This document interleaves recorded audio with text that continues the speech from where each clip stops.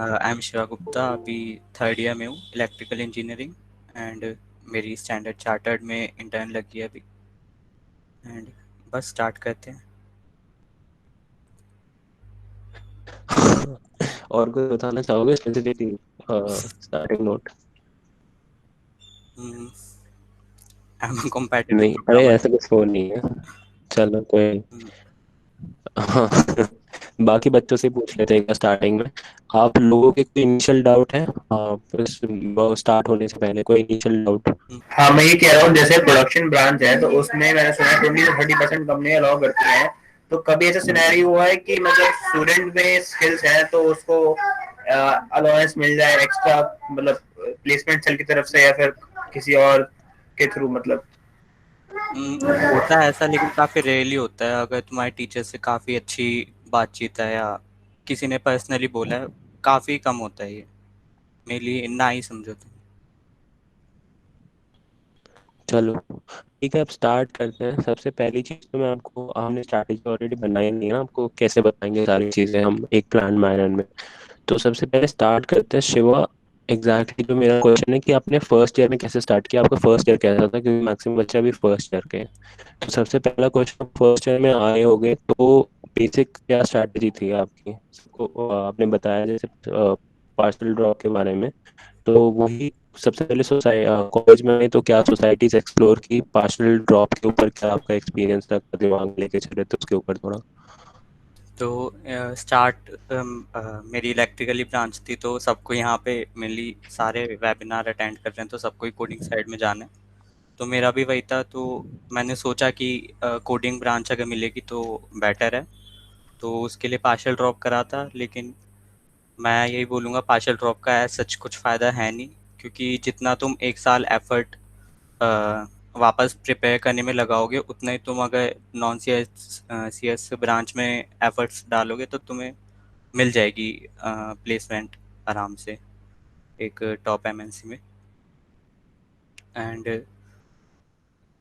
काफ़ी बच्चों का वो भी क्वेश्चन होता है कि फर्स्ट ईयर में सोसाइटीज़ वगैरह ज्वाइन करनी चाहिए या नहीं। तो सीधा आंसर उसका वही है, नो। कुछ फ़ायदा नहीं होता सोसाइटीज़। अगर तुम लाइक आईओएसटी या कोई भी हैं जो तुम्हें बोल रही हैं कि तुम्हारे आगे कंपनीज़ में तुम्हें अपॉर्चुनिटीज़ मिलेंगी हमारी सोसाइटी वगैरह की वजह से, तो ऐसा कुछ नहीं होता।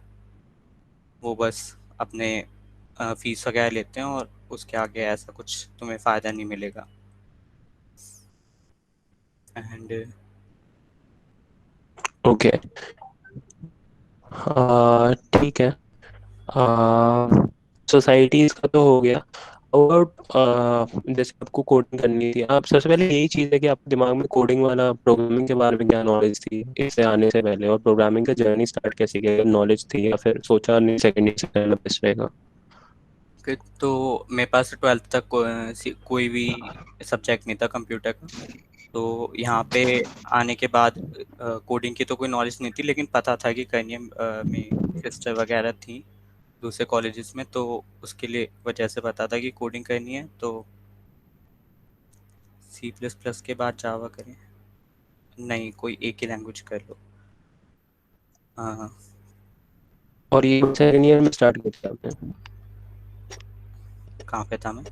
हाँ, फर्स्ट यार ईयर में नेटवर्क नहीं तो आ रहा मेरे ढंग से। फर्स्ट ईयर में कोडिंग नहीं करी बिल्कुल भी। पार्शियल ड्रॉप पे फोकस था, और कॉलेज में सी जी पी भी मेंटेन रखनी थी, तो उस पर भी फोकस रखा। नहीं हुआ उसके बाद फिर सेकेंड ईयर से कोडिंग स्टार्ट करी। फर्स्ट ईयर में कोई नॉलेज नहीं थी कोडिंग की। तो बता दो फर्स्ट ईयर कैसा चल रहा है? टीचर्स प्रोफेसर्स कैसे हैं यहाँ के? भैया कोडिंग के साथ सीजीपीए कैसे मेंटेन करें? या तुम्हें मेंटेन तो करनी है, लास्ट के एक दो वीक पढ़ लो, जितना तुम्हें लगता है जितने में सिलेबस कवर हो जाएगा उतना कर लो। कोई में अगर नहीं जाना तो इतना काफ़ी है 8.59 तक मेंटेन रखने के लिए। ओके। मैं कोडिंग की कितनी नॉलेज थी? हाँ ठीक है। तो फर्स्ट ईयर में एज सच अगर मैं सम अप करूँ तो स्टोरी क्या रही फिर? एज सच कोडिंग स्टार्ट कर सकते हैं बच्चे, बट कोई नेसेसरी नहीं है, जिसको सेकेंड ईयर में करनी है वो सेकेंड ईयर में भी कर सकते हैं। नेसेसरी नहीं है, लेकिन प्रेफर करूँगा कि स्टार्ट कर दो। ये नहीं है तुम एकदम घुस जाओ एकदम काफ़ी ज़्यादा ही करने लग जाओ, लेकिन स्टार्ट कर दो एटलीस्ट, जितना ओके। जल्दी करो उतना अच्छा है। सो कमिंग ऑफ, जब आपने कोडिंग कोडिंग स्टार्ट की ना तभी से आते हैं, let's come on to your second year. So second year में सबसे पहले ये कैसे पता चला कि क्या अपॉर्चुनिटीज एग्जिस्ट करती है ये ब्रांच में? अगर आपने बताया ना, just like you said family, most ऑफली sister ना, तो ये अपॉर्चुनिटीज होती क्या, उसके बारे में थोड़ा बहुत आइडिया कैसे लगा? और ये मेन कैसे पता चला कि ई के लिए भी एग्जिस्ट करती है उतनी अपॉर्चुनिटीज जितनी सी ओ ई और ऐसी के लिए करती है? तो यार सिस्टर्स तो मेरी कोडिंग ब्रांच में ही थी, तो यहाँ पे सीनियर्स वगैरह से बात करी, पूछा कितनी कंपनीज अलाउ करती हैं बच्चों को, कितनी नहीं करती। तो पता चला अलाउ तो काफ़ी कंपनीज कर देती हैं, 60 to 70% कंपनीज अलाउ कर देती हैं बैठने के लिए। तो फिर यही था कि तुम्हें थोड़ा बाकी बच्चों से ज़्यादा अच्छा होना पड़ेगा शॉर्ट लिस्ट होने के लिए। तो उसी के लिए फिर स्टार्ट करी कंपेटिटिव प्रोग्रामिंग। तो सी प्लस प्लस काफ़ियों का होगा कि सबसे पहले तो लैंग्वेज कौन सी करनी है, तो तुम कोई भी कर सकते हो, सी प्लस प्लस या जावा।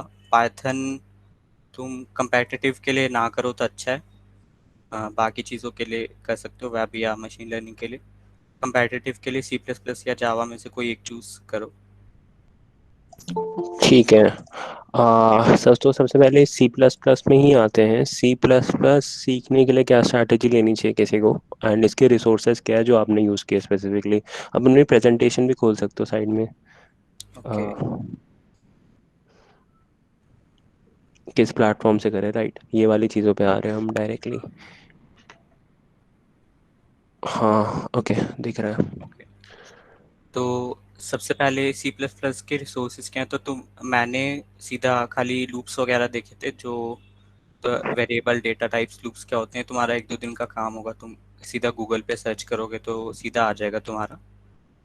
उसके बाद तुम सीधा स्टार्ट कर सकते हो, काफ़ी बेसिक जो क्वेश्चंस होते हैं उनसे। तुम कोड शेफ या किसी भी वेबसाइट पे जाओगे तो सबसे इजी से तुम सॉर्ट कर लो, वहाँ से स्टार्ट करो। How about hacker rank? Hacker rank कैसा है उस चीज़ में, इजी से सॉर्टिंग में? हाँ, वो भी अच्छा है। अगर तुम्हें एकदम बेसिक से लैंग्वेज, तुम्हें बिल्कुल ही आइडिया नहीं है कि लैंग्वेज वगैरह क्या होती है, तो वहाँ से तुम स्टार्ट कर सकते हो। ये लूप्स वाली जो आपने चीज़ बोली कि आपने लूप्स तक पढ़ा, बेसिक पढ़ा था, ये कहाँ से पढ़ा था? ये यूट्यूब, लेटर सी, या फिर कोई और? क्यों लेटर सी भी हो गया आपकी? अ, हाँ, वो थी, लेकिन उससे पहले मैंने पढ़ लिया था लूप्स वगैरह, तो वो मैंने सिस्टर कोड करती थी तो वहीं से थोड़ा बहुत देख लिया था बस। और बस एक बार गूगल पे सर्च ही करा था बस कि लूप्स वगैरह होते क्या हैं, सिंटैक्स, क्योंकि समझना ज़्यादा मुश्किल है नहीं। इवन फंक्शंस वगैरह भी नहीं करे थे मैंने, बस data types and loops. Loop में भी तो अगर तुम खाली फॉर लूप कर लोगे तो काफ़ी है। ठीक है, तो एक बार जो बेसिक सी प्लस प्लस वाला प्रोग्रामिंग हो गया, ठीक है, इसके बाद अब प्लेटफॉर्म पे आए कोई, जैसे अपना यही हो गया, कॉम्पिटिटिव प्लेटफॉर्म हो गया, हैकर रैंक हो गया। इसके बाद जो कॉम्प्लेक्स डेटा स्ट्रक्चर है, कॉम्प्लेक्स एल्गोरिथम्स थे, उसके लिए क्या रिसोर्सेज यूज़ करें? उसके लिए तुम ये कई सारी, एक तो ये बुक है गाइड टू कम्पेटिटिव प्रोग्रामिंग, काफ़ी ज़्यादा अच्छी बुक है। अगर तुम्हें कम्पेटिटिव प्रोग्रामिंग इवन स्टार्ट भी करनी है तो थोड़े बेसिक्स आते हैं तुम्हें, उसके बाद तुम ये फॉलो कर सकते हो। एंड देन ये तीनों यूट्यूब चैनल हैं, कोड एंड कोड पे तुम्हें सब कुछ ही मिल जाएगा। एंड ये दोनों भी यूट्यूब चैनल है जिस पे तुम्हें थैंक यू काफ़ी फॉर कुछ मिल जाएगा। Take you forward and Eric. Right. तो हमारा जो अभी एक साइड नोट पे बता रहा हूँ, जस्ट हमारा जो सी प्लस प्लस का हम जो रिसोर्सेज लगा रहे हैं वो भी इन्हीं वेबसाइट से आपको वीडियोस साइन कर रहे हैं। टेक यू फॉरवर्ड एक काफ़ी अच्छी यूट्यूब रिसोर्स है। कोडिंग कैम्प भी है, बट कोडिंग कैम्प स्पेसिफिकली आपको 12 घंटे की स्ट्रीक देता है, वो प्रॉपर डीपली नहीं जाता। Take you forward, code and code, ये सारे अच्छे प्लेटफॉर्म्स हैं, आप ज़रूर इनमें देख सकते हो जो स्पेसिफिकली कोर्सेज नहीं परचेज कर रहे हैं। अच्छा, कोर्सेज की बात आई है तो थोड़ा बहुत इसी इसी पे भी डिस्कस कर लेते हैं। कोर्सेज के ऊपर आपका क्या ओपिनियन है और आपने क्यों नहीं प्रेफर किए? पेड कोर्सेज जो कोडिंग ब्लॉक्स वगैरह के होते हैं, हाँ, काइंड ऑफ लाइक दैट, हाँ, कोर्सेज इन जनरल। तो उनकी कंपेटिटिव प्रोग्रामिंग में तो ऐसा कुछ नीड नहीं लगती मुझे, क्योंकि उनका होता है वो एकदम तुम्हें बेबी स्पून टाइप करेंगे कि शुरू से एकदम क्या होता है कैसे होता है, ये क्वेश्चन कर लो वो क्वेश्चन कर लो। तो कॉलेज में हो इतना तो तुम्हें अब खुद करना चाहिए कि कहाँ से तुम गूगल यूज़ करो और कहाँ से रिसोर्सेज वगैरह उधर उधर से ढूंढ के करो। एंड काफ़ी ज़्यादा रिसोर्सेज हैं, नेट पे, तो तुम काफ़ी इजीली अपने पेस के हिसाब से तुम कर सकते हो, इवन उससे जो अच्छे तुम्हें क्वालिटी मिलेगी इंटरनेट पे। So it's code not chef पे नेसेसरी। स्टार्ट कैसे करें, मतलब सीधा इजी प्रॉब्लम्स करें उसके बाद कैसे स्टार्ट करें? ठीक है, सीधा इसी पे आते हैं। आपकी रोड, एक बार आप रोड मैप भी दिखा देना। ठीक है, एक बार इनकी कोडिंग जर्नी एक बार एनालाइज करते हैं कि कोडिंग जर्नी होती कैसे है इस ग्राफ के थ्रू। तो थोड़ा बहुत इस ग्राफ का एक्सप्लेन कर सकते हो, एक ग्राफ है क्या सबसे पहले तो, क्योंकि काफ़ी लोगों को ये नहीं पता होगा ये रिप्रेजेंट क्या कर रहा है। इस ये ग्राफ को आपने कैसे मैं अचीव किया और ये पॉइंट्स दिखा क्या रहे हैं बेसिकली। मैं वेबसाइट पे चला हाँ जाता बिल्कुल, दैट वुड बी नाइस। अभी जो हम आपको दिखाने जा रहे हैं ना वो बेसिकली कॉम्पिटिटिव प्रोग्रामिंग को सबसे पहले एक बार डिफाइन कर लेते हैं, क्योंकि नेक्स्ट चीज़ हूँ यही है। यार। हाँ, तो पहले तो तुम्हें काफ़ी लोग ये बोलते मिलेंगे कि मैं डीएसए कर रहा हूँ या कम्पेटिटिव प्रोग्रामिंग कर रहा हूँ। तो दोनों में मेन डिफरेंस ये होता है, सीपी के अंदर तुम्हारा मेनली तुम्हें एक क्वेश्चन दिया जाएगा और तुम्हें एक स्पेसिफिक टाइम लिमिट के अंदर वो सॉल्व करना होगा प्रोग्रामिंग का यूज़ करके। डीएसए मेनली जब बच्चे बात करते हैं तो वो इंटरव्यू पॉइंट ऑफ व्यू से बात करते हैं, एंड इंटरव्यू के अंदर तुम्हारे कई चीज़ें होती हैं जो तुम सीपी में नहीं करते, जैसे लिंक लिस्ट वगैरह हैं, वो तुम सीपी में यूज़ नहीं करोगे, लेकिन तुम्हारे वो पूछेंगे इंटरव्यू में। तो मेन डिफरेंस बस इतना ही होता है। सीपी अगर तुम एक बार कर लो तो डीएसए करना तुम्हारे लिए काफ़ी इजी हो जाता है, तो इसलिए मैं प्रेफर करता हूँ कि तुम सीपी करो। एंड ठीक है, एक और इम्पोर्टेंट क्वेश्चन आया है कि सबसे पहले तो सीपी को और थोड़ा डिफाइन कर देते हैं हम कि सीपी बेसिकली, देखो एक तरीके से डीएसए का सब पार्ट है, उसमें आप प्रॉब्लम सॉल्विंग सीखते हो और अपनी प्रॉब्लम सॉल्विंग स्किल्स को अप्लाई करते हो on questions with time and space limits. और इसके बेसिक्स में बेसिस में आपको एक रेटिंग मिलती है, साइड में रेटिंग देख रही है टॉप रेटेड। तो एक रेटिंग मिलती है जिसको आप शो कर सकते हो, जो एक तरीके से आपके क्रेडेंशियल्स हो गए, आप कहीं अप्लाई कर रहे हो, कहीं इंटर्नशिप में, कहीं प्लेसमेंट में, तो आप बता सकते हो कि कोड फोर्सेस के कॉन्टेस्ट में मेरी इतनी रेटिंग थी।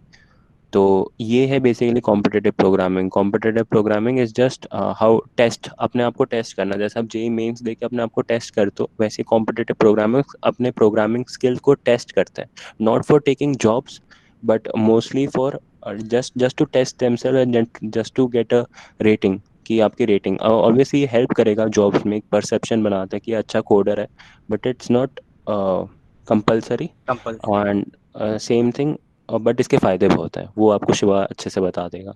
तो हम स्टार्ट करते हैं कॉम्पिटिटिव प्रोग्रामिंग की जर्नी से, थोड़ा बहुत कैसे आपने मूव ऑन किया, कैसे कैसे आपने क्वेश्चन सॉल्व किया और ओवरऑल एक्सपीरियंस क्या था। तो सबसे पहले तो लूप्स करने के बाद कोड शेफ ही स्टार्ट करा था, तब कोड फोर्सेस के बारे में नहीं पता था। वहाँ से स्टार्ट करा, बेसिक क्वेश्चंस करे, एंड लॉन्ग चैलेंज में पार्ट लिया। कई सारे लॉन्ग चैलेंज में पार्ट लिया, और धीरे धीरे करके जो क्वेश्चन नहीं होते थे वो कॉन्टेस्ट ख़त्म होने के बाद स्टार्ट करे, सॉल्व करे।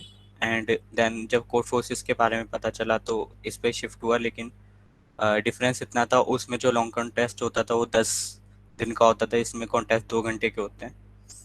And right. तो इस पॉइंट तक अगर तुम मेरी रेटिंग भी देखो तो इस पॉइंट पे मैं 4 स्टार था कोड शेफ पे, लेकिन यहाँ पे कुछ नहीं हो रहा था कोड फोर्सेस, क्योंकि 2 घंटे सोच में सॉल्व करने की आदत ही नहीं थी। तो मैं ये बोलूँगा जो एकदम बिगनर्स हैं वो लॉन्ग कॉन्टेस्ट दो, तुम्हें सोचने थिंकिंग एबिलिटी तुम्हारी थोड़ी इम्प्रूव होगी, लेकिन तुम जब तुम्हें हो गए, तुम 3-4 स्टार हो गए, उसके बाद देने का कुछ इतना इम्प्रूवमेंट नहीं होगी। तो तुम शॉर्ट कॉन्टेस्ट दो कोड फोर्सेस पे, इवन कोड शेफ पे भी जो होते हैं, जितने शॉर्ट कॉन्टेस्ट हो रहे हैं सारे दो, जितने दे सकते हो। एंड जो जो क्वेश्चन नहीं हो पा रहे वो उनके एडिटोरियल देखो, कोड फोर्सेस में काफ़ी अच्छी बात है कि एडिटोरियल तुम्हारा तभी पब्लिश हो जाता है 2 घंटे बाद।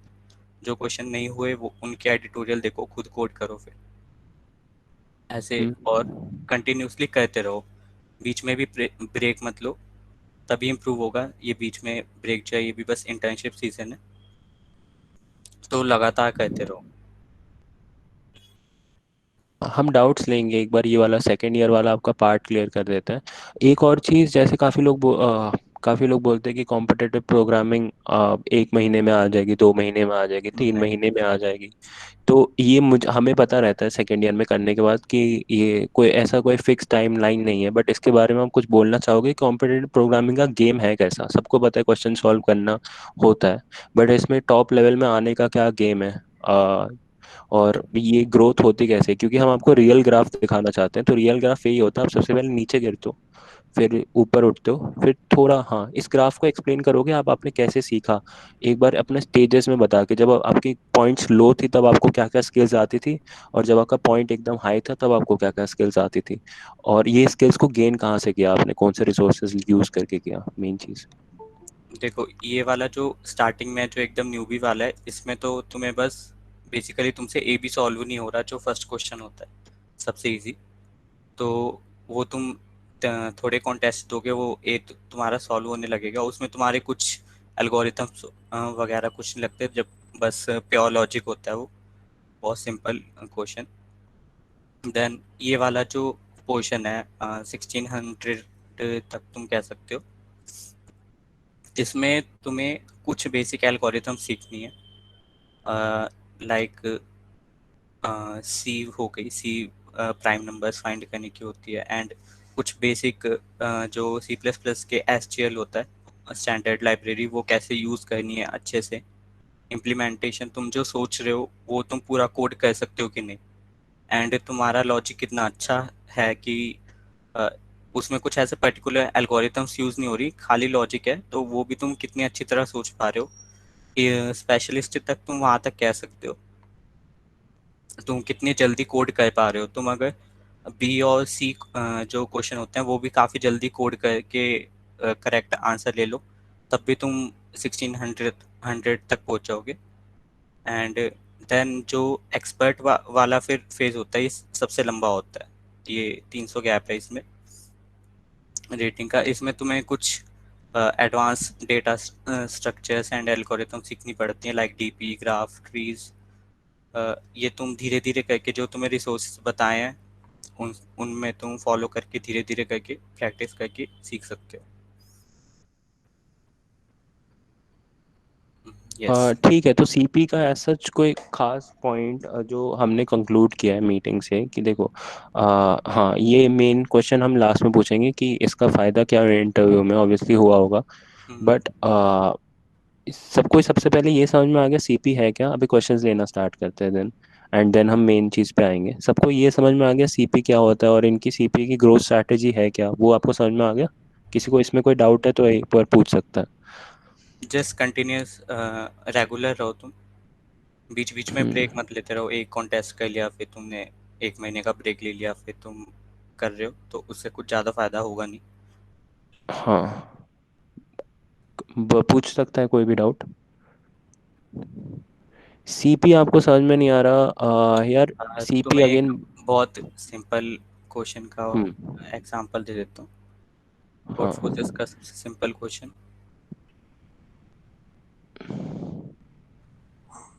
भैया भैया हम्म। भैया जैसे आपने कहा कि मतलब कोर्सेज इतना प्रेफर नहीं करना चाहिए, मतलब स्पून फीडिंग टाइप हो जाती है ना?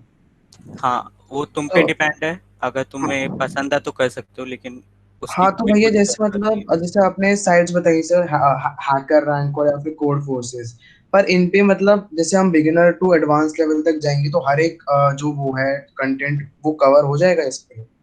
हाँ, जैसे कोड ऐसा नहीं फोर्सेस कि इवन मतलब कुछ छूट जाएगा? खाली अगर कोड फोर्सेस पे तुम देखो तो तुम्हें हर टॉपिक के ऊपर कम से कम 6-7 रिसोर्स ब्लॉग्स मिल जाएंगे, जहाँ और इतनी अच्छी तरह एक्सप्लेन करा होगा कि और कोई नहीं कर पाएगा, क्योंकि इस पे जो ब्लॉग्स वगैरह भी लिखते हैं वो सारे जो टॉप सीपी के लोग हैं वो लिखते हैं। तो इवन तुम यहाँ पे भी कुछ सर्च करोगे, लाइक सेगमेंट्रीज सर्च करो।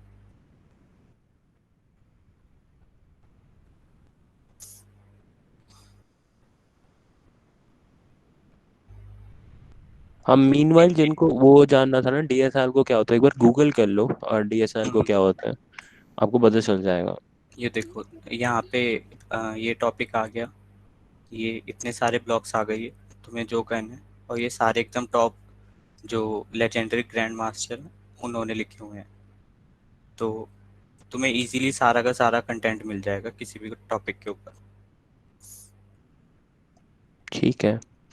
अब सीपी वाली चीज़ तो हो गई, एक बार सीपी पे वापस लौटेंगे जब हम इंटर्नशिप्स की बात कर रहे होंगे ना। अभी मेन चीज़ आती है, जो मेन क्वेश्चन है सबका वो वही है कि ई ब्रांच कर हो के कोडिंग कैसे मेंटेन करनी है, और सबसे इम्पोर्टेंट सीजीपीए कैसे मेंटेन करनी है। दो चीज़ें इंपॉर्टेंट है, राइट? सीजीपीए और कोडिंग दोनों। हाँ, हाँ तो तो हाँ, सी इस के ऊपर या सीजीपीए तो देखो मेंटेन करके चलना, 8.5 अबव तो ट्राई करना कि तुम रखो ही, वरना 8 से नीचे तो मत ही जाना।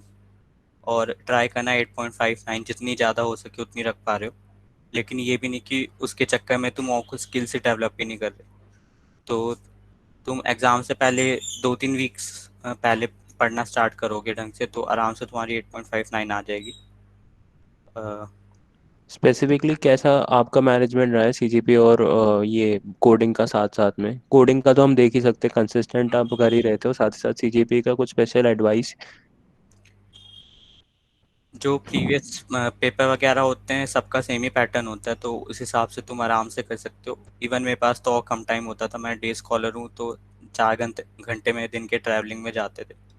तो तुम्हारे पास टाइम तो बहुत ही ज़्यादा है, फर्स्ट ईयर में हो अभी, आराम से ऑनलाइन भी चल रहा है। हाँ, ऑनलाइन भी चल रहा है, आराम से अपनी सीजीपीए मेंटेन करो, 8.59 रखो। और दिन के तुम 1 डेढ़ घंटा 2 घंटे भी तुम किसी भी चीज़ को दोगे, डेवलपमेंट, कोडिंग वगैरह किसी को भी, तो तुम्हारा बहुत इजीली मेंटेन हो जाएगा सब इंटर्नशिप से पहले। ठीक फिर है। जैसे आप डे स्कॉलर थे तो आपका ये मेंटेन हो जाता था ना टाइम टेबल? जैसे मैं भी डे स्कॉलर ही हूँ, तो 4 घंटे हम्म, लगेंगे आने जाने में, तो हम्म। एग्जॉस्शन तो नहीं रहता था इन द एंड कि आप अपनी स्किल का टाइम नहीं दे पाओ?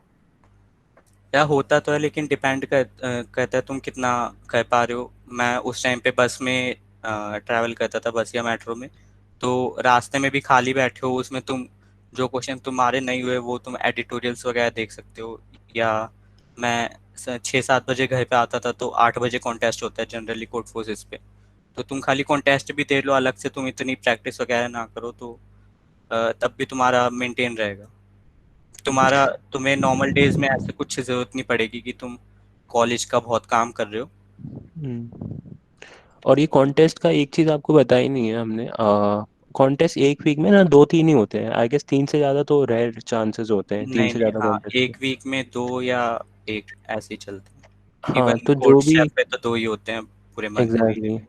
कभी कभी एक भी होता है एक हफ्ते में। तो जब भी आप कॉम्पिटिटिव प्रोग्रामिंग दे रहे हो, ऐसा नहीं है ये डेली का है। आप देख रहे हो ना, अगस्त से अक्टूबर के बीच में इन्होंने, और ये जो अक्टूबर से दिसंबर के बीच में 1 2 3 4 5 6 7 8 ऑलमोस्ट 8 9 कॉन्टेस्ट दिए हैं। तो वही है, पर वीक कभी कभी एक कॉन्टेस्ट भी होता है, कभी कभी दो भी होते हैं। और अगर आप दो कॉन्टेस्ट भी दे रहे हो पर वीक, और उनके एडिटोरियल, एडिटोरियल बेसिकली क्या होता है? एडिटोरियल होता है उसी कॉन्टेस्ट जिसने होस्ट किया ना, वो उसका सोल्यूशन भी रिलीज करता है सारे प्रॉब्लम्स का।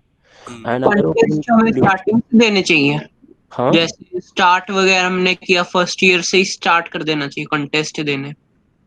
शिवा हाँ। का पर्सनल एक बार वो बता सकता है। शिवा ने ऐसे तो सेकंड ईयर से स्टार्ट किया, बट बेस्ट एडवाइस क्या होगी? क्योंकि वो आप पार्शल पार्शल ड्रॉप पे दे रहे हैं, दे रहे थे शिवा। तो हम्म। अगर मैं सिचुएशन चेंज कर दूं, मान लो आप फर्स्ट ईयर में अभी आए हो, दिसंबर चल रहा है, अभी जनवरी चल रहा है, एंड अपन लोगों के ये इनका सेमेस्टर थोड़ा सा टाइट है ऑब्वियसली हमारे से। हाँ, तो हाँ। तुम यहाँ स्टार्ट कर दो। इतने ज़्यादा कॉन्टेस्ट होते नहीं है वीक में, 1-2 दिन भी हो रहे हैं, तो तुम इतना तो कर ही सकते हो। वीकेंड पे अपना कॉलेज का काम कर लो, या वीकेंड पे भी तुम अगर कॉन्टेस्ट नहीं दे पा रहे वीकडेज में, तो वीकेंड पे इसमें वर्चुअल कॉन्टेस्ट होते हैं।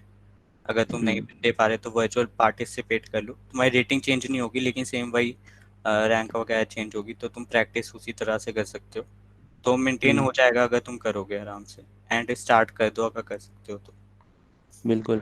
तो भैया जैसे, मुझे एक ये चीज़, अच्छा सॉरी, ओके सॉरी। नहीं नहीं बोलो। पूछ सकते हो। मैं ये बता रहा था, जैसे कॉन्टेस्ट हो गए तो वही चीज़ हम रेप्लिकेट करने की कोशिश कर रहे हैं आप लोगों के लिए। जैसे हमने पहले लिंक डाला था ना, जो हैकर रैंक का कॉन्टेस्ट है आपका सैटरडे, ठीक है? वो भी कॉम्पिटिटिव प्रोग्रामिंग जैसा ही, बट हम ग्रेजुअली प्रोसीड कर रहे हैं, क्योंकि जनरल कॉम्पिटिटिव प्रोग्रामिंग का जो क्वेश्चन का लेवल होता है ना, वो एक बार शिवा भी बता देंगे आपको। जो 6 क्वेश्चन होते हैं, और उन क्वेश्चंस की लेवल कैसे इंक्रीज होती है, या फिर ऑब्वियसली सारे बेसिक के नहीं होते, या फिर ग्रेजुअल इंक्रीज नहीं होते, उसके ऊपर थोड़ा कि कौन से लेवल का क्वेश्चन अप्रोप्रिएट होता है, कौन से लेवल तक इन्होंने क्वेश्चन कर लिए तो ये श्योर हो सकते हैं इनका इंटर्नशिप और उसमें हो जाएंगे क्वेश्चंस। ये हाँ जैसे ये कोड शेफ में ये इंक्रीजिंग डिफिकल्टी में होते हैं, तो तुम जनरली सी तक कह पा रहे हो तो तुम्हारा इतना है कि तुम इंटरव्यू तो आराम से निकाल लोगे। एंड लेकिन उसमें इंटरव्यू से पहले तुम्हारा कोडिंग राउंड भी होता है, तो उसमें डिपेंड करता है कि तुम्हारे आसपास के बच्चे कैसे हैं।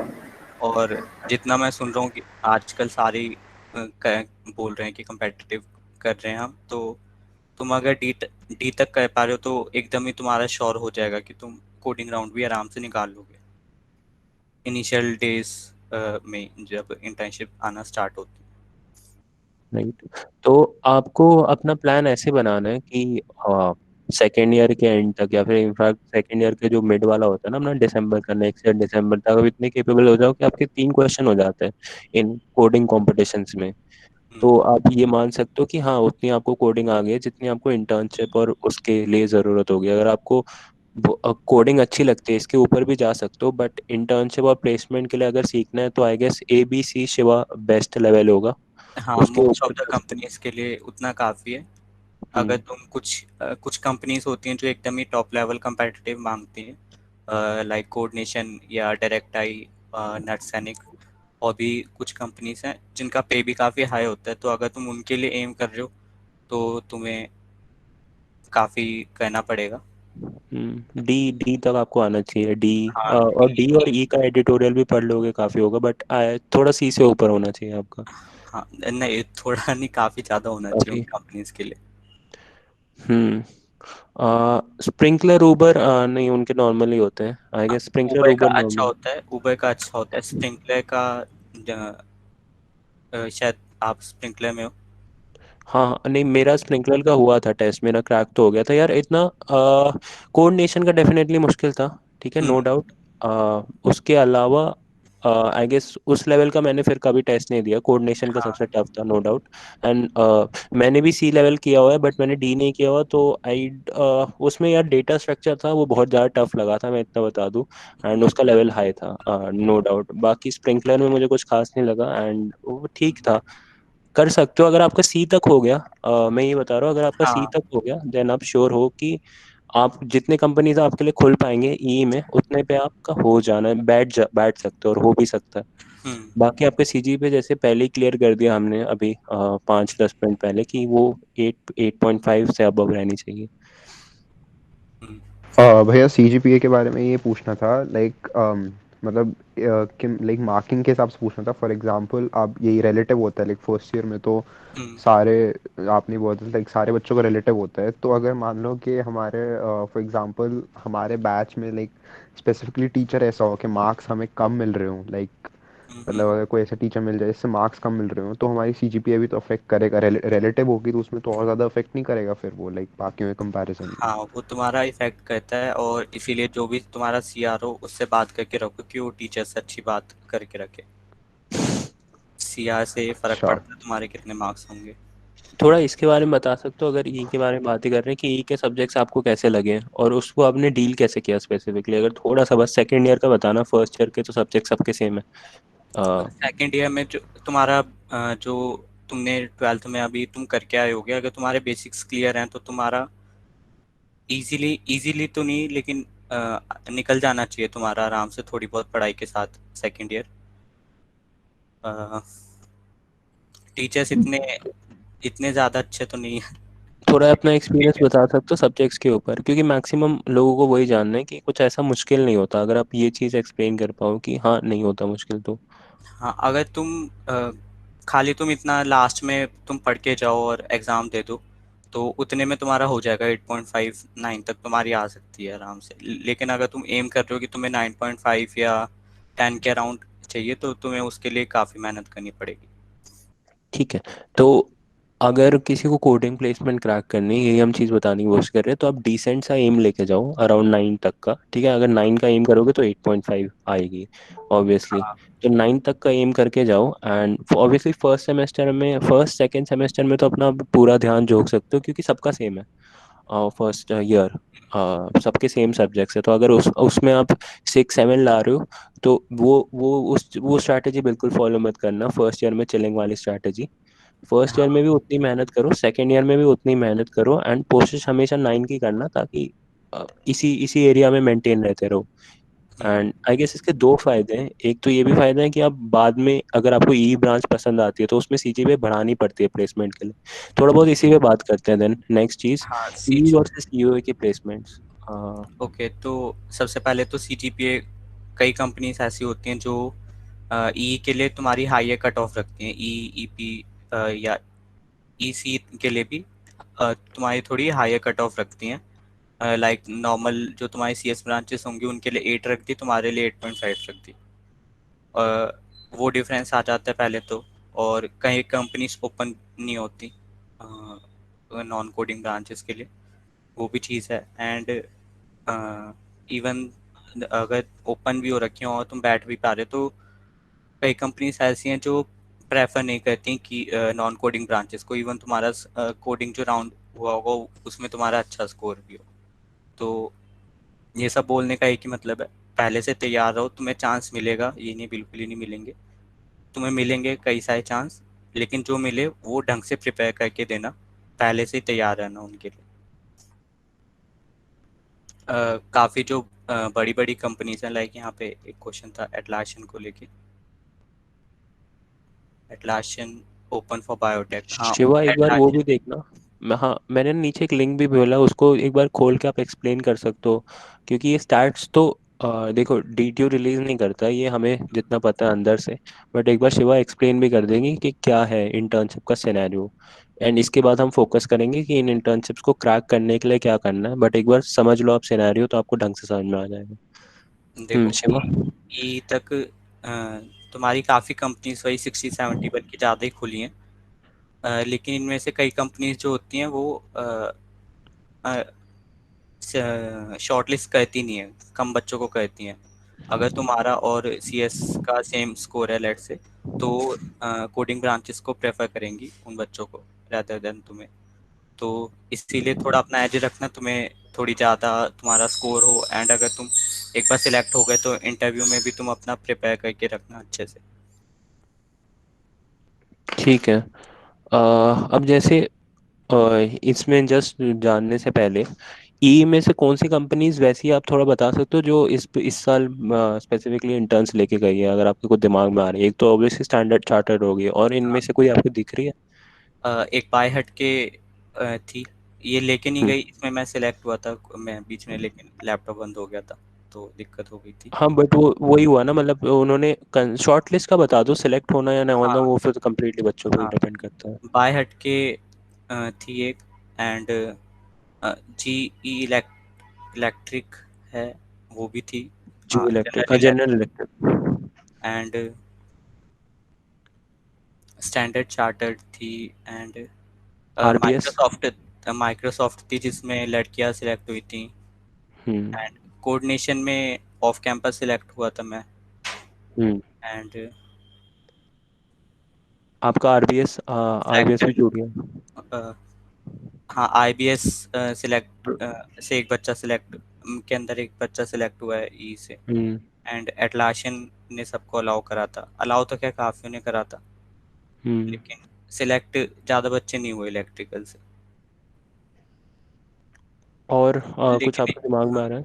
इसका मेन रीज़न ये भी नहीं है कि कंपनी से बिल्कुल ही सिलेक्ट नहीं करती, ये भी है कि ई पे थोड़ा वर्कलोड होता है, तो सबका डायरेक्ट होता भी नहीं कि उन्हें कोडिंग साइड में जाना है। तो जब तक वो प्रिपेयर करते हैं, इस टाइम तक कंपनी जब तक आती हैं तो वो पूरा प्रिपेयर होता नहीं है कोडिंग राउंड वगैरह के लिए। तो ये भी एक रीज़न था, जो इससे हम्म। नीचे काफ़ी कम बच्चे सिलेक्ट होते हैं, तो इसीलिए प्रिपेयर करके रखना ब्रो, ये बात। हाँ यही सब चीजें प्रोडक्शन के लिए बताना।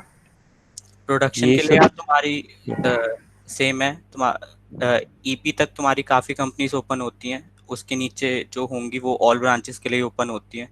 और उसमें तुम्हें अगर इंटर्न चाहिए तो उसमें तुम्हारा कंपटीशन इन बच्चों से भी होगा, क्योंकि वो फिर ओपन फॉर ऑल होती हैं वो कंपनीज। तो उसके अंदर अगर तुम काफ़ी अच्छा स्कोर करोगे तभी तुम्हें वो शॉर्टलिस्ट करेंगे। काफी अच्छा स्कोर और काफी हाँ अच्छी सीजीपीए है। हाँ। भैया ईपी में वर्कलोड कैसा है भैया? ईपी में यार जहाँ तक मैंने सुना है सेम ही ऑलमोस्ट ई की तरह ही सेम ही सिलेबस है, उससे थोड़ा कम ही है वर्कलोड। देखो फर्स्ट भैया ईयर का वर्कलोड तो आप सबका सेम है। हाँ। फर्स्ट ईयर का 1 साल का वर्कलोड है, वो अगर ऊपर नीचे हुआ भी तो मुझे ऐसा नहीं लगता कि कोई दिक्कत होनी चाहिए। इनफैक्ट अगर कोडिंग अभी से स्टार्ट कर रहे हो तो अगर आप मैथमेटिकली सोचो तो सबका वर्कलोड सेम है। आप अगर अभी से कोडिंग स्टार्ट करो, सेकंड ईयर में उसको नर्चर करो एज एन कॉम्पिटिटिव एग्जाम दे के, वो ज़्यादा इजी होगा एंड आपके वर्कलोड इनफैक्ट कम हो जाएगा। क्योंकि काफ़ी लोग सेकंड थर्ड ईयर से स्टार्ट करते हैं, जैसे शिवा ने बोला, दिक्कत कभी कभी इसी में ही आ जाती है।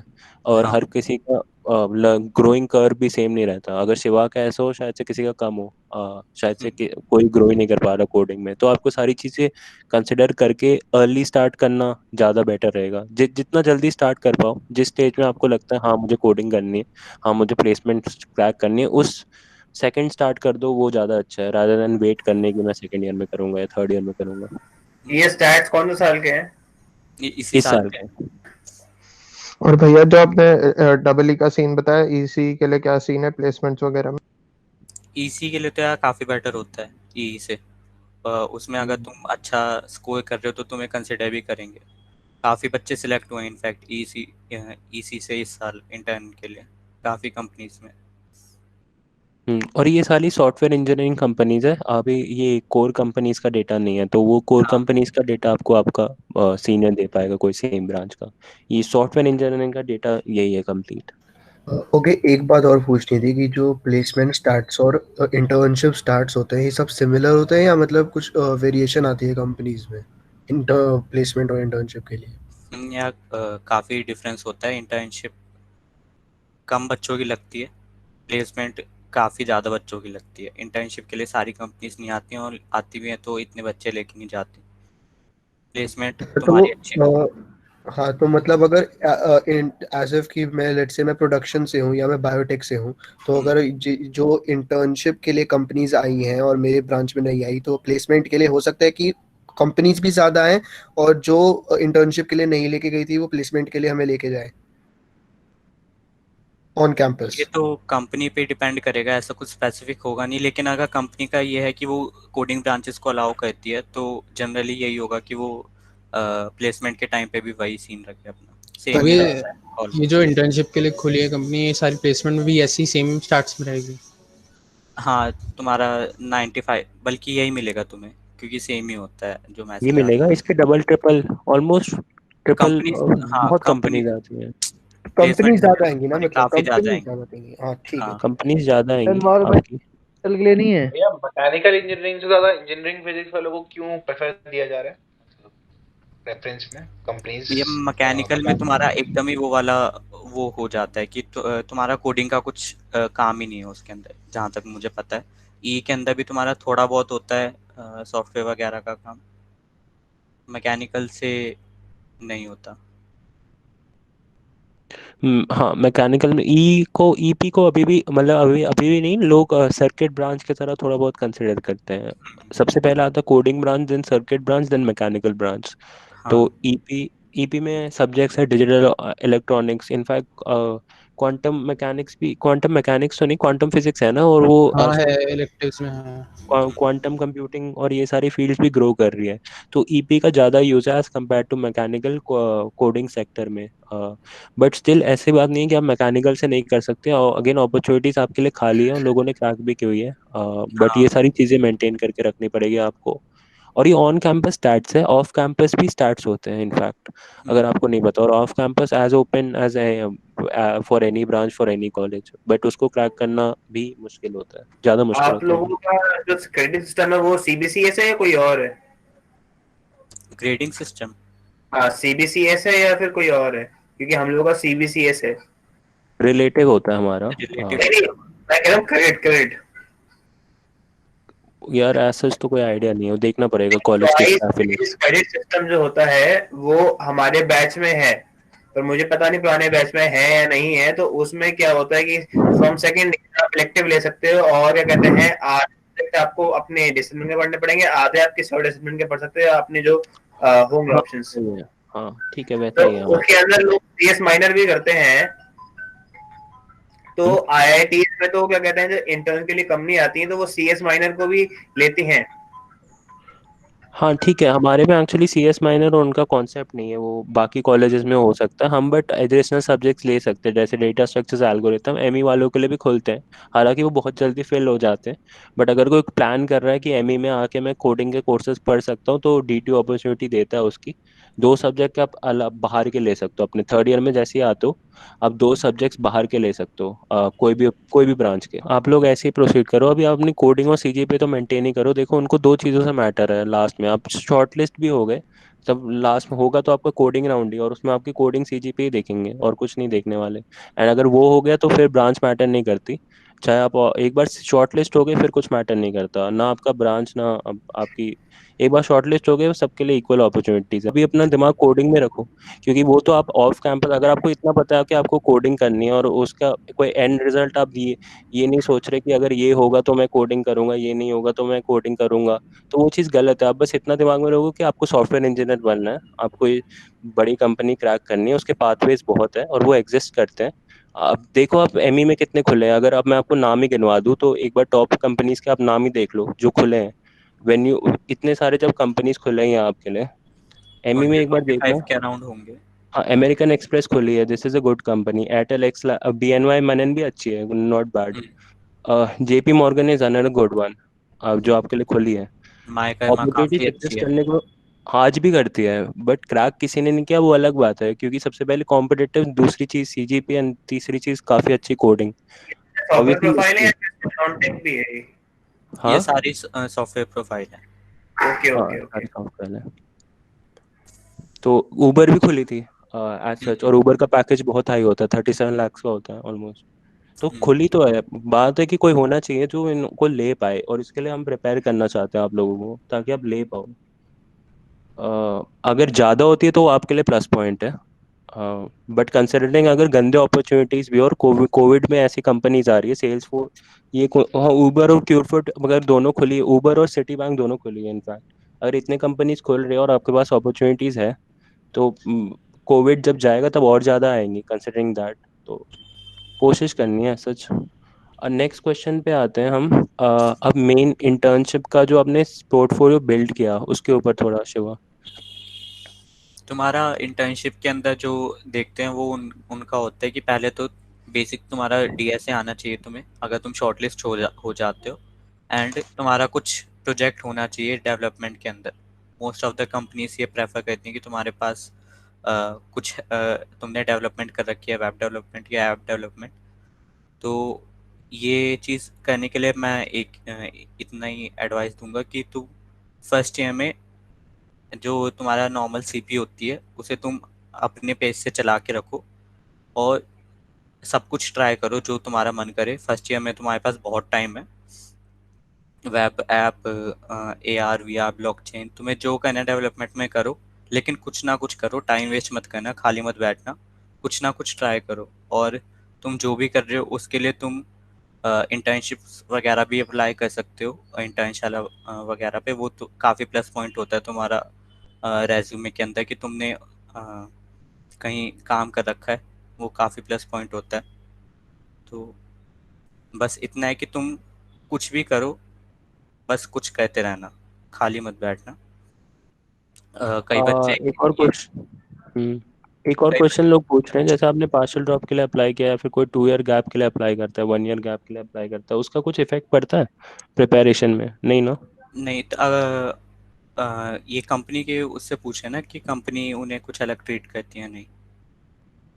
स्पेसिफिकली मैंने 1 साल ड्रॉप किया है, तो मुझे तो कोई वो डिसएडवांटेज मिला नहीं।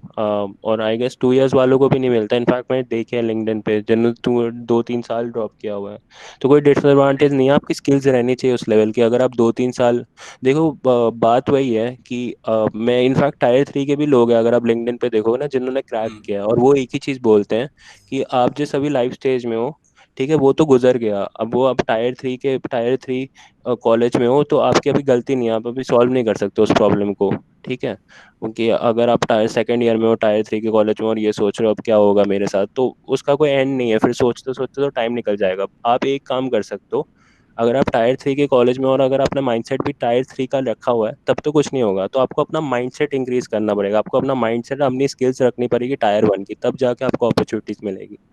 तो उन भैया ने भी मुझे उस दिन यही बोला था जिनका ऊबर में हुआ है, और वो टायर 3 के कॉलेज के। और सेम चीज़ मैं आपको यही बोल रहा हूँ, कुछ मत सोचो अभी जो हो गया उसके बारे में मत सोचो, ये देखो अपॉर्चुनिटीज एग्जिस्ट करती है, हम भी आपको यही दिखाने की कोशिश कर रहे हैं, और वो वाला माइंडसेट लाने की कोशिश करो कि मैं इनको क्रैक कर पाऊंगा। अगर आपने वो ला दिया तो बाकी सारी चीज़ें सेकेंडरी, और आपके सारे क्वेश्चंस एक तरफ, आपका माइंडसेट एक तरफ होगा कि हाँ ये अपॉर्चुनिटीज एग्जिस्ट करती है, मैं इनको कैसे क्रैक कर सकता हूँ। और उसको जल्दी जल्दी निपटाओ चीज़ों को। कॉम्पिटेटिव बोल रहे हैं, Shiva is saying competitive, Shiva projects के बारे में बताएंगे, उसको ढंग से सुनो अभी, एंड इसको जल्दी जल्दी निपटाने की कोशिश करो, अपने स्किल सेट को, अपने स्टार्स को, अपनी रेटिंग एक को। हाँ चीज शिवा भी, सॉरी। इन सब चीजों के बीच में क्या D2 का ब्रांड नेम हेल्प करेगा हमें? ऑन हाँ, कैंपस तो करेगा, ऑन कैंपस तो करेगा, ऑफ कैंपस भी ऑफ करेगा। कैंपस। ऑफ कैंपस भी करेगा। कई कंपनीज होती हैं जो बोलती हैं कि हमें खाली टॉप टायर के बच्चे चाहिए, तो वो खाली तुम्हें अलाउ करेंगी। तो प्रोजेक्ट्स के बारे में ही शिवा एक बार, हाँ जो आप कंटिन्यू कर रहे थे। एक बार ये मैं डायरेक्ट भी आंसर दे देता हूँ इसका। गैप का तुम्हारा ऑन कैंपस पे कुछ फर्क नहीं पड़ेगा। ऑफ कैंपस पे भी जो तुम एकदम एज अ फ्रेशर अप्लाई करोगे तो इतना उस टाइम पे तुम्हारा देख सकते हैं कि तुम्हारा कितना गैप वगैरह है, लेकिन वो भी बहुत कम ही होता है कि तुमने कितना गैप ले रखा है। ये बेसिकली तुम जब एमबीए वगैरह के लिए अप्लाई कर रहे हो तब वो पूछते हैं। क्वेश्चन कर सकते हैं आपको वो, तो आपका आंसर भी हमेशा रेडी होना चाहिए। हाँ, वो ये पूछेंगे कि तुमने 2 साल में करा क्या। ये नहीं कि वो तुम्हारा डिसएडवांटेज है, ऐसा कुछ नहीं। डेवलपमेंट के अंदर तुम ये सब कुछ भी कर सकते हो जो तुम्हारा मन करे। जो कई बच्चे पूछते हैं कि क्या मशीन लर्निंग ज़्यादा बेनिफिशियल रहेगी इंटर्नशिप्स में, क्या वेब को ज़्यादा वो करेंगे, ज़्यादा पॉइंट्स देंगे। ऐसा कुछ नहीं है, बस तुम कुछ करो और जो कर रहे हो वो ढंग से करो। तुम कंपनी के अंदर जाओगे तो वो तुम्हें अपने काम सिखाते हैं, उन्हें मतलब नहीं है तुमने क्या सीखा हो क्या नहीं। उन्हें बस ये देखना है कि तुमने पहले कुछ कर रखा है, तुम्हें काम करने की आदत है, तो तुम कुछ भी कर लो, उससे फ़र्क नहीं पड़ता। कुछ एक बार उससे पहले आप अपनी रिज्यूमे के बारे में कह कब बता सकते हो कि आपके रिज्यूमे में क्या चीज़ें थी एग्जैक्टली? हाँ, तो मेरे रेज्यूमे में काफ़ी सारी कम्पेटिटिव प्रोग्रामिंग थी, जितने भी मैंने कॉम्पिटिशन्स। आप अपने रेज्यूमे दिखा दो ना। अच्छा है। हाँ वो कर सकते हो, वो भी कर हाँ, सकते हो मेरा बिल्कुल।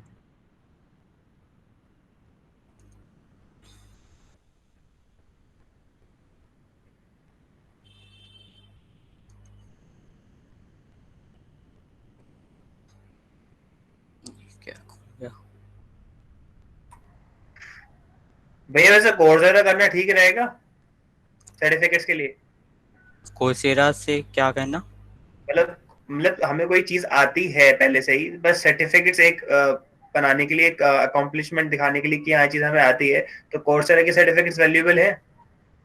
या ऐसा कुछ वैल्यूएबल नहीं होता वो। ऐसा कुछ नहीं देखेंगे कि तुमने ये चीज़ तुम्हारे पास सर्टिफिकेट है वो तब तुमने कर रखा है। तुम इंटरव्यू में खाली तुम बोलोगे कि तुम्हें ये चीज़ आती है तो तुम पे क्वेश्चन कर सकते हैं, और वही चीज़ मैटर करती है कि तुम आंसर दोगे कि नहीं।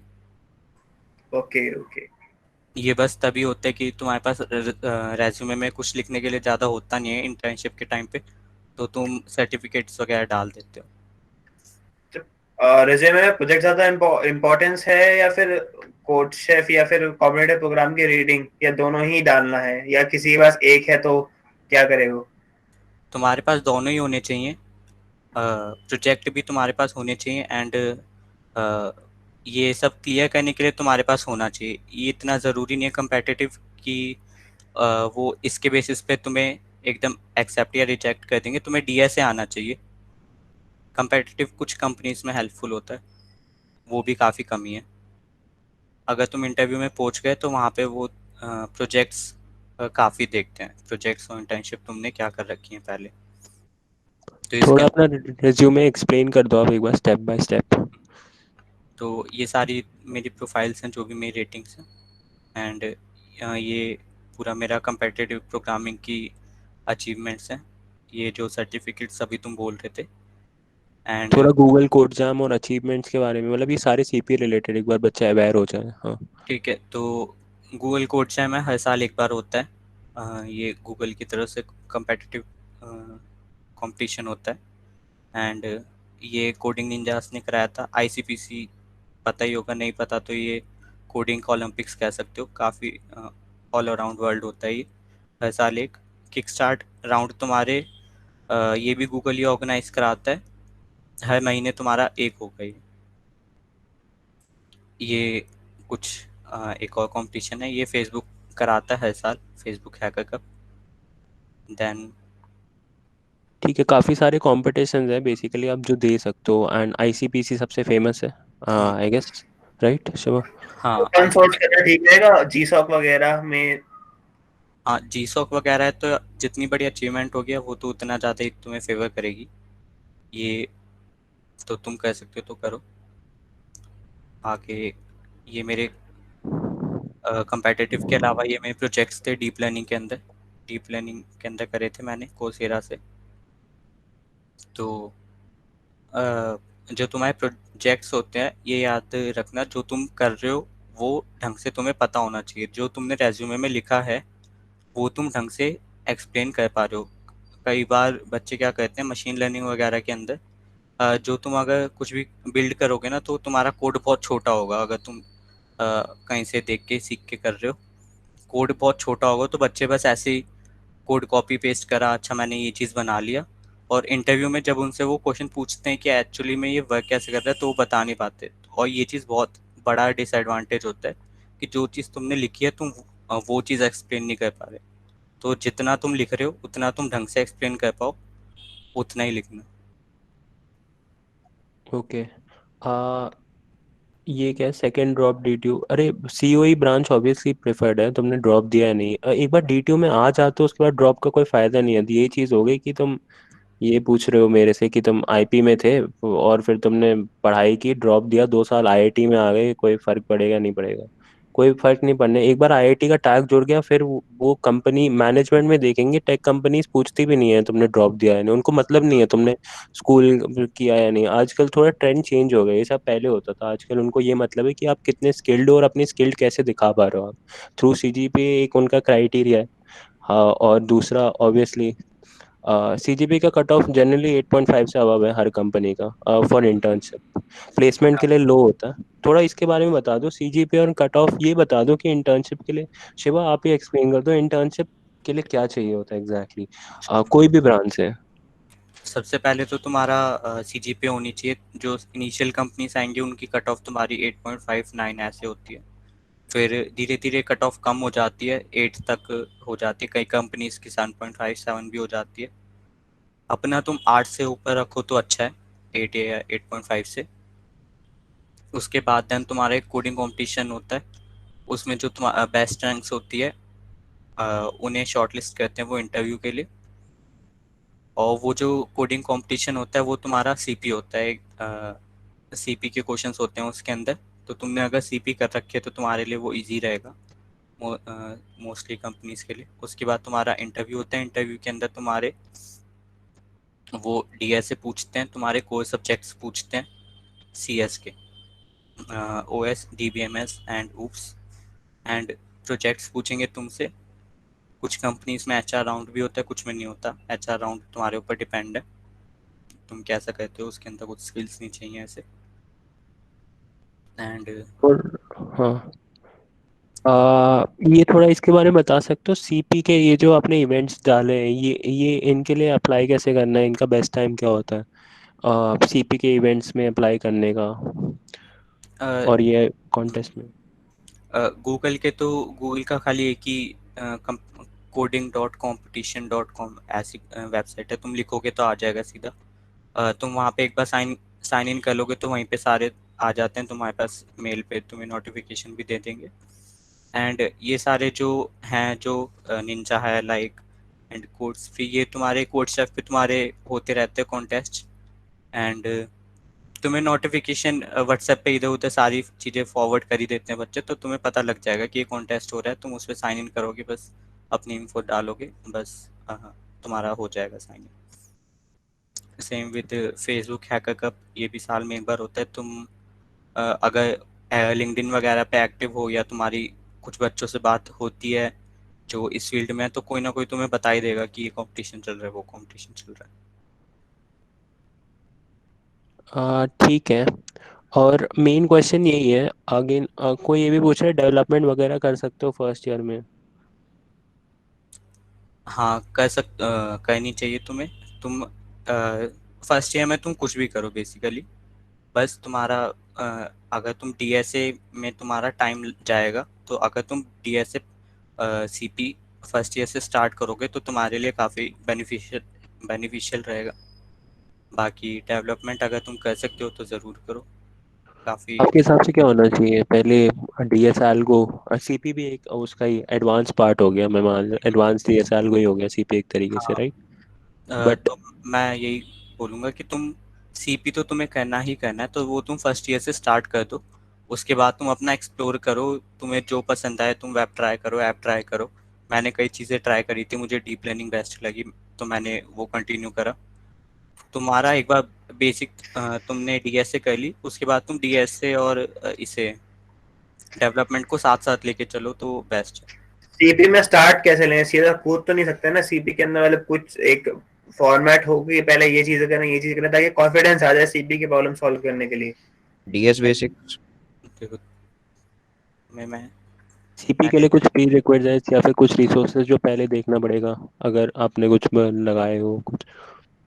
मैं आई थिंक डीएसए बेसिक्स आनी चाहिए पहले।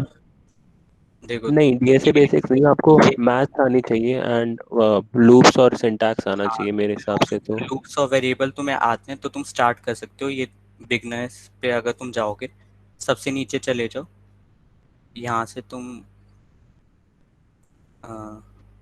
ये कैसे सॉर्ट हो रखा है, इवन मतलब यही है कि तुम सबसे इजी से स्टार्ट करोगे तो तुम्हारे ऐसे क्वेश्चन होंगे कि वो मैक्सिमम सबमिशन वाली, मैक्सिमम सबमिशन, मैक्सिमम सब है।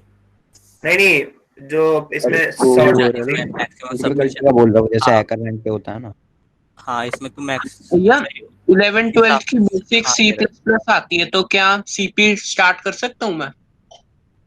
हाँ भाई, सीधा स्टार्ट कर दो, कुछ नहीं, एक्स्ट्रा नहीं स्टार्ट कर चाहिए। दो। 1 वीक एक कॉन्टेस्ट अपने दिमाग में रहो, हमारे जैसे स्किल जरा का भी कॉन्टेस्ट हो गया, एक सीपी का भी कॉन्टेस्ट दो। हम भी सीपी के कॉन्टेस्ट ले रहे हैं, बट हम बस स्ट्रक्चर्ड मैथड में ले रहे हैं, ताकि देखो सीपी में एक ही कोड फोर्सेस में डायरेक्ट कूदने की एक ही थोड़ी सी गंदी बात है, यही है कि अगर आप न्यू हो और आपको एरर्स आता है तो आपको धीरे धीरे चीजें सीखनी पड़ेगी।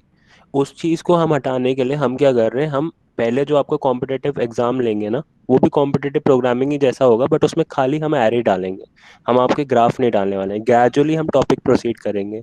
जब सीपी मैंने स्टार्ट की थी, हालांकि मैंने तब स्टार्ट की थी जब मैंने एक वो पूरा पढ़ लिया था, ऑलमोस्ट टिल मैंने ट्रीज तक पढ़ लिया था। तो जब मैंने डायरेक्ट स्टार्ट की थी तब मुझे भी कोई दिक्कत नहीं हुआ फर्स्ट सेकंड क्वेश्चन करने में। बट ये दिक्कत अगर आप अब डायरेक्ट लूप से स्टार्ट करोगे तो आ सकती है। एंड इसके लिए, ताकि आप डीमोटिवेट ना हो, दो चीजें कर सकते हो। या तो प्रोग्रेसिवली क्वेश्चन करना स्टार्ट कर सकते हो, मतलब हर कॉन्टेस्ट में ये एम रखो कि सबसे पहले मुझे क्वेश्चन 1 करना ही करना है, उसके बाद क्वेश्चन 2 के मुझे एडिटोरियल्स पढ़ने हैं, देखना है कौन सा डेटा स्ट्रक्चर। प्रोग्रेसिवली ग्रो करना इज द बेस्ट मेथड। और आई गेस शिबा के ग्राफ में भी ये चीज आपने देखी होगी, कोई भी बंदा अचानक से आके सारे क्वेश्चन नहीं करना चाहता, उसकी सबसे पहले रेटिंग गिरती है, धीरे धीरे वो टॉपिक्स जानता है, एंड टॉपिक्स पढ़ता है, and उसकी रेटिंग उस हिसाब से जितना ज्यादा आप पर्सनली ग्रो कर रहे हो अपने कॉन्सेप्ट्स को, उतना ज्यादा आपकी रेटिंग भी ग्रो कर रही है। क्वेश्चन 1 करने के लिए क्या 11 12 के सी प्लस प्लस चल जाएगी या फिर और करना पड़ेगा? हाँ यार, तुम ये फर्स्ट क्वेश्चन सबसे इजी देख लो। बस तुम्हें एक्स दे दिया, एक्स अगर 5 का मल्टीपल है तो उसमें कुछ ऐड करना है, वरना ऐसे प्रिंट आउट करना है। बस एक इफ स्टेटमेंट लगनी इफ है लूप्स, इसमें। हाँ इफ स्टेटमेंट्स हो जाए तो इफ या लूप, एकदम जो बेसिक क्वेश्चन होते हैं ना तुम्हारे, उसमें तुम्हारा बेसिकली बस वो लॉजिक होता है, तुम्हारा कुछ ऐसा एल्गोरिथम वगैरह नहीं लगती।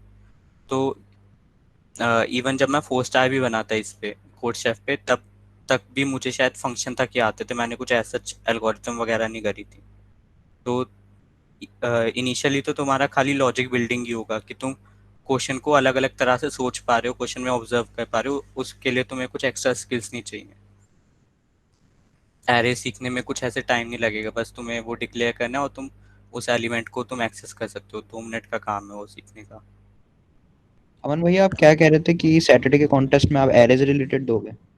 हाँ नहीं एरे नहीं, मतलब हम प्रोग्रेस वैसे कर रहे हैं कि अगर हमें देना होगा तो सबसे पहले हम एरे कराएंगे, देन आपको ग्राफ में लेके जाएंगे। बट अगर आप नॉर्मल अभी कोड फोर्सेस में जाओगे तो आपको मिक्स मिलेंगे।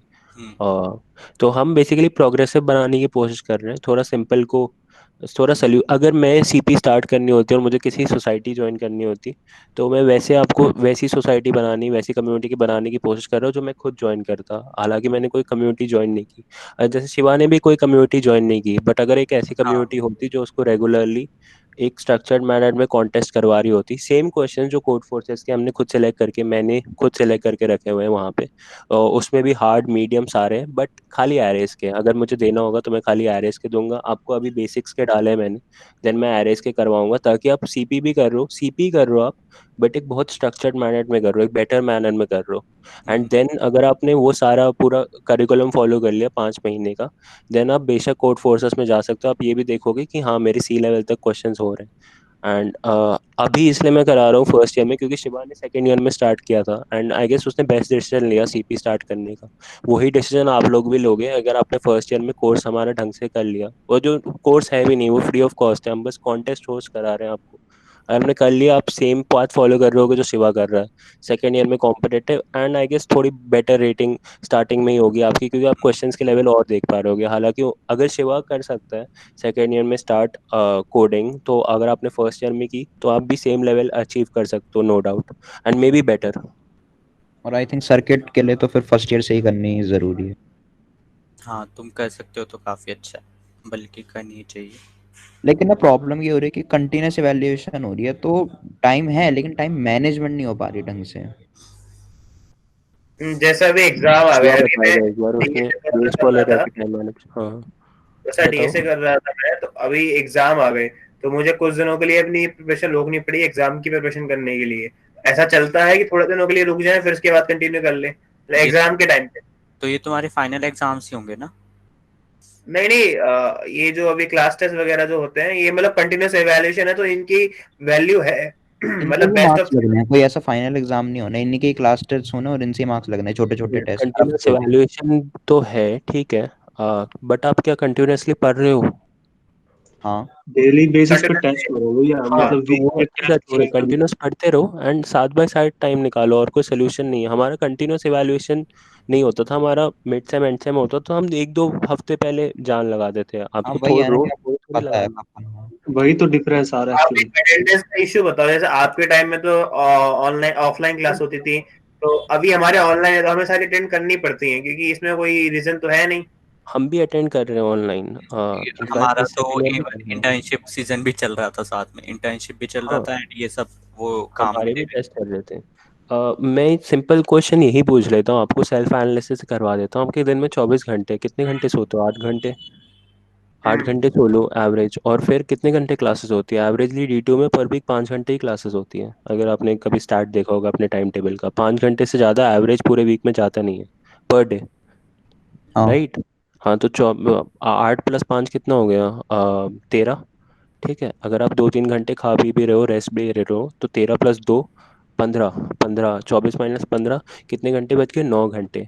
9 घंटे में आप मान लो 4 घंटे भी सेल्फ स्टडी कर रहे हो, 5 घंटे कर रहे हो, 6 घंटे कर रहे हो, 3 घंटे बच गए आपके, और मैंने ये खाना पीना हटा दिया।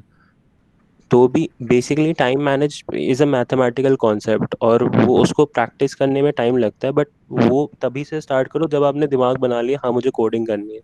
तो अभी से अपना रूटीन बनाना स्टार्ट कर दो। आपने रूटीन नहीं बनाया इसलिए आपको दिक्कतें आ रही हैं। 1-2 दिन के गैप से कुछ नहीं है। गैप जब तुम बढ़ा दे देते हो कि तुमने 1 महीने कुछ नहीं करा, तुम कुछ और ही कर रहे हो या रेस्ट ले लिया, तो उसमें दिक्कत नहीं आती नहीं, मेरा ओरिजिनल क्वेश्चन तो यही था ना, जैसे अब एग्जाम मेरा चलने लग गए हैं, ठीक है, है। 1 हफ्ते तक एग्जाम रहेंगे, तो 1 हफ्ता मैं ये सब चीजें अभी ब्रेक दे दूं और 1 हफ्ते बाद फिर कंटिन्यू कर लूं। हाँ तो कर लो, उसमें कुछ दिक्कत नहीं है। ओके। हाँ अभी भैया। DTU का जो सिनेरियो चल रहा है ना, एक्चुअली ये वाली जो आपको जो वीकली की फेलिंग होगी ना, ये थोड़ी ये हर 2 वीक में वापस आएगी। तो कोशिश यही करना जो बेस्ट है, हम भी यही फॉलो कर रहे हैं। इनफैक्ट हमें भी पढ़ना है प्लेसमेंट के लिए। इंटर्नशिप लग गई इसका मतलब ये नहीं हमें पढ़ना नहीं है ज़्यादा, हालांकि हमें कम पढ़ना है, ठीक है, एज कम्पेयर टू जिनकी नहीं लगी है, बट पढ़ना हमें भी है। तो हम भी यही स्ट्रैटेजी फॉलो करते हैं, ब्रेक्स लेते हैं, बट प्लान तरीके से लो, कंटिन्यूस करते रहो। और मतलब जो भी बच्चे की लगी है टॉप कंपनी में, वो एक चीज़ तो यही है, उसकी सीजीपीए भी अच्छी है और वो कंटिन्यूस खुद को एवेलुएट करता है, चाहे एंड मोमेंट में पढ़े बट टाइम से पढ़ लेता है, 5 दिन पहले 6 दिन पहले, एंड उसके दिमाग में रहती है मुझे कोडिंग भी करना है, मुझे पढ़ना भी है। तो कभी कॉम्प्रोमाइज मत करना किसी चीज़ में। अगर कॉम्प्रोमाइज कर रहे हो इसका मतलब आपने प्रिपरेशन ढंग से नहीं की हुई है। भैया तो भाई जैसे मतलब कोडिंग का तो ठीक है, वो तो कर लेंगे भाई, जैसे मतलब बाकी सब्जेक्ट भी तो होते हैं, जैसे डीबीएम नेटवर्किंग, वो आपने कैसे पढ़े? क्योंकि मतलब हाँ शिवा। वो नहीं है हमारे पास, मतलब जो जैसे तुम्हारे हमारे जो इवन जो बच्चे वो भी होते हैं जो कोडिंग ब्रांचेस में होते हैं, तो उनका भी ऐसा कुछ नहीं है, जो सब्जेक्ट हैं वो ढंग से पढ़ रहे हैं। सबको अलग से पढ़ना पड़ता है और ये सब्जेक्ट इतने मुश्किल नहीं है, तुम एक हफ्ते में एक सब्जेक्ट आराम से कर सकते हो काफ़ी अच्छे से।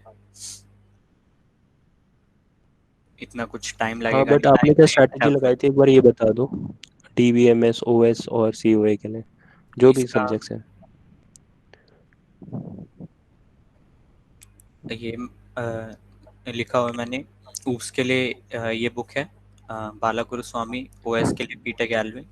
और ये तीनों लव बब्बर यूट्यूब पे चैनल है, उन्होंने रोड मैप बना रखे हैं इनके कि क्या फॉलो करना है। और सब कुछ ही कंटेंट वगैरह दे रखा है, तो तुम वहाँ से भी डायरेक्ट कर सकते हो। तुम्हारा इंटरव्यू के लिए पूरा हो जाएगा। इवन ऊप्स के अलावा इंटर्नशिप्स के पॉइंट ऑफ व्यू से बता रहा हूँ, तुम अगर इतना भी बोल दोगे कि सर, वो जो तुम्हारा इंटरव्यूअर है कि तुम कोडिंग ब्रांच से नहीं हो तो ये तुम्हारे सब्जेक्ट नहीं थे, तब भी वो तुम्हारे लिए कुछ इतना डिसएडवांटेज नहीं होगा अगर तुम्हारे पास बाकी स्किल्स हैं तो।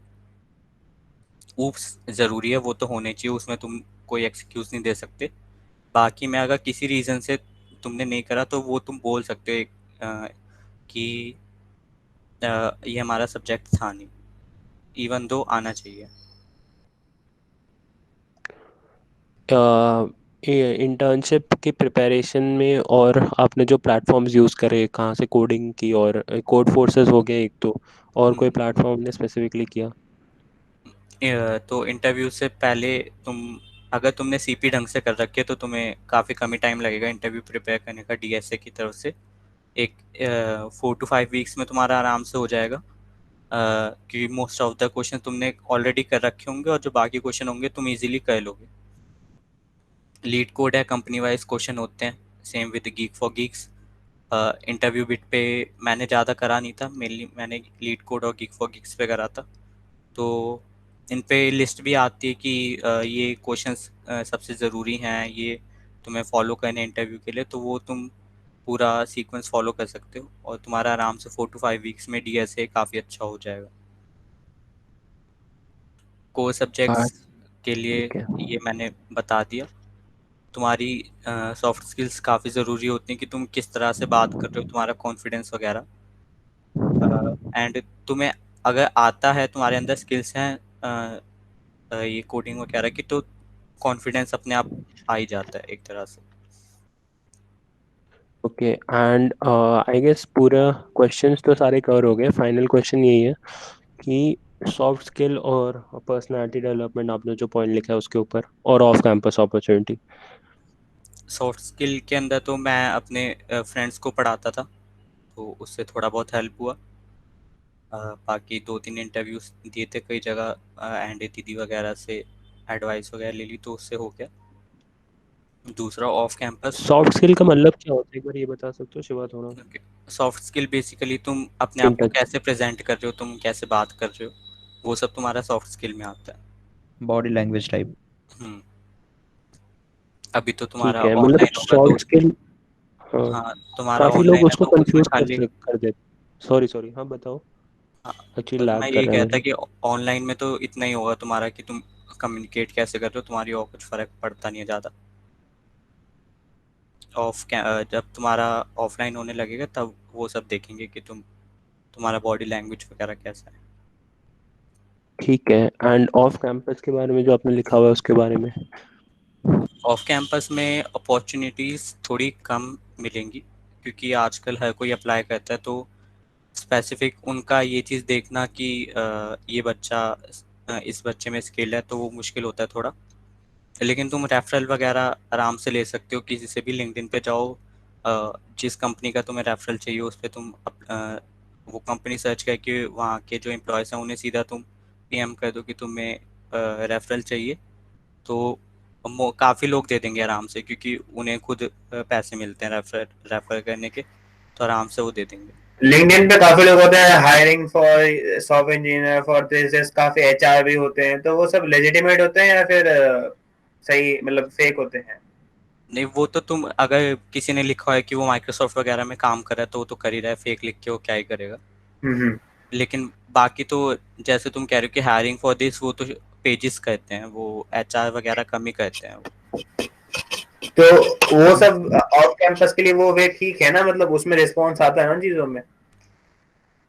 मुझे पर्सनली तो रेफरल में मैंने कुछ जगह करा था, तो रेफरल लगाने के बाद भी रिस्पॉन्स नहीं था, लेकिन ऑफ कैंपस में मैंने कोड नेशन में अप्लाई करा था, तो उसमें तुम्हारा खाली सीधा कंपटीशन होता है ऑल इंडिया।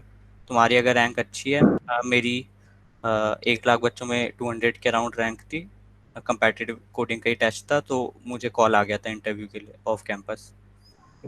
नहीं, थोड़ा सा डिफरेंट हो गया ना ऑफ कैंपस के हिसाब से, तो आपका कोई टेस्ट हुआ वो हुआ, पर ऐसे ऑफ कैंपस से पहले रिज्यूमे शॉर्टलिस्ट करना उसमें बड़ी प्रॉब्लम आती है।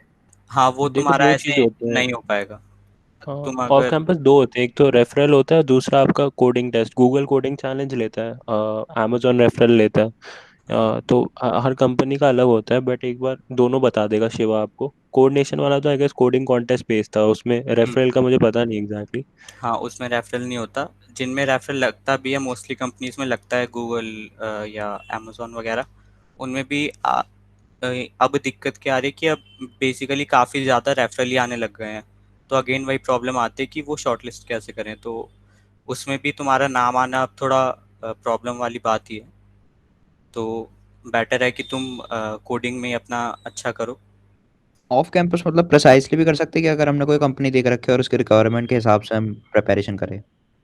हाँ, कह सकते हो। कंपनीज जो होती हैं वो तुम्हारा रेज्यूमे एक मशीन लर्निंग एल्गोरिथम में डाल देती हैं, वो कुछ कीवर्ड्स वगैरह देखती हैं कि लाइक उन्हें अगर क्लाउड इंजीनियर चाहिए तो वो देखेंगी कि तुमने क्लाउड का काम कर रखा है कि नहीं, उस हिसाब से भी वो शॉर्ट लिस्ट करती हैं। अलर्ट्स निकालते रहते हैं ना, क्योंकि वो लिंक्डइन पे स्पेसिफिक रिक्वायरमेंट्स के। मतलब स्पेसिफिक कंपनी के लिए स्पेसिफिक रिज्यूमे बना के देना पड़ेगा? अगर बनाते वो हो तो कीवर्ड्स होने अच्छा है। चाहिए। लेकिन इन जनरल अगर अच्छी कंपनी में जा रहे हो तो उनका बेसिकली यही होता है कि सॉफ्टवेयर इंजीनियर, और सबकी सेम रिक्वायरमेंट्स होते हैं कि सी प्लस प्लस वगैरह चाहिए उन्हें, सी प्लस प्लस हैकाथॉन्स वगैरह चाहिए, तो उसके लिए कुछ ऐसा अलग से बनाने की ज़रूरत नहीं है।